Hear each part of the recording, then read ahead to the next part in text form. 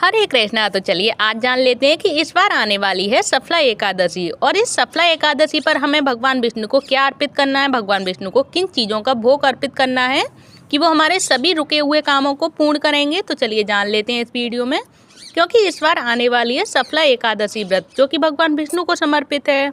और अगर इस दिन हम भगवान विष्णु को उन्हीं चीज़ों का भोग लगाएंगे जो भगवान विष्णु को प्रिय हैं, तो भगवान विष्णु बहुत ज़्यादा प्रसन्न हो जाते हैं। तो चलिए जान लेते हैं भगवान विष्णु को क्या चीज़ ज़्यादा पसंद है और किन चीज़ों का हम इस एकादशी पर भगवान विष्णु को भोग लगाएं, क्या अर्पित करें जिससे भगवान विष्णु हमसे ज़्यादा प्रसन्न हो जाएं। जो कि सफला एकादशी के दिन भगवान विष्णु की पूजा और व्रत करने का जो विधान है और मान्यता ये है कि इस दिन के पूजन और व्रत के दौरान श्री हरि विष्णु को उनका प्रिय अर्पित करने से सभी रुके हुए काम भी हमारे पूर्ण हो जाते हैं। और जैसा कि आप सभी को पता है कि सफला एकादशी के दिन जगत के पालनहार भगवान विष्णु की पूजा की जाती है और एकादशी का व्रत माह में 2 बार रखा जाता है, जिसमें से एक शुक्ल पक्ष की और दूसरी कृष्ण पक्ष की एकादशी तिथि को रखा जाता है। लेकिन हर एकादशी का एक अपना ही महत्व होता है, जिसमें पौष मास में आने वाली एकादशी को सफला एकादशी व्रत कहा जाता है। और मान्यता है कि इस दिन भगवान विष्णु की पूजा और व्रत करने से व्यक्ति को हर काम में सफलता मिलती है।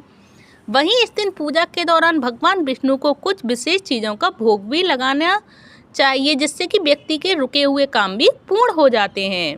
और चलिए अब जान लेते हैं भगवान विष्णु को प्रिय भोग क्या क्या है। तो सफला एकादशी के दिन पूजा में भगवान विष्णु को धनिये की पंजीरी और पंचामृत भोग जरूर लगाना चाहिए और यह भोग भगवान विष्णु के साथ माँ लक्ष्मी को भी बहुत प्रिय है, जिससे कि दोनों को भोग लगाना अर्पित करना चाहिए। और यह मान्यता है कि ऐसा करने से जगत के पालनहार विष्णु भगवान प्रसन्न होते हैं। साथ ही माता लक्ष्मी की कृपा से पैसों की तंगी से लेकर विवाह में आ रही सभी बाधाएं भी दूर हो जाती हैं। और केला और केसर की खीर भी भगवान विष्णु को प्रिय है, जो कि सफला एकादशी के दिन पूजा में भगवान विष्णु को पंचामृत और पंजीरी के साथ साथ केले का भोग लगाना चाहिए।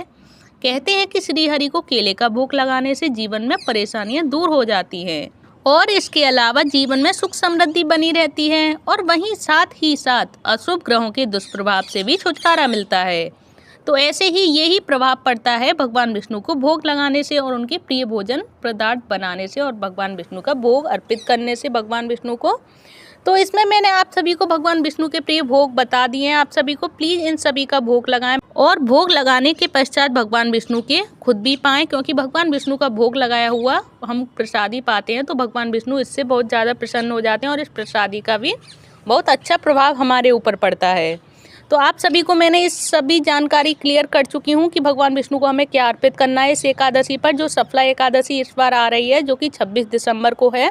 आप सभी इस 26 दिसंबर को सफला एकादशी को भगवान विष्णु का इन चीज़ों का भोग अर्पित करें उन्हें और फिर इसके पश्चात खुद भी पाएं और भगवान विष्णु के मन से श्रद्धा से उनकी पूजा अर्चना विधि विधान अनुसार करें, जिससे कि भगवान विष्णु आपसे प्रसन्न हो जाएं और आपकी हर मनोकामना भगवान विष्णु की कृपा से पूर्ण हो।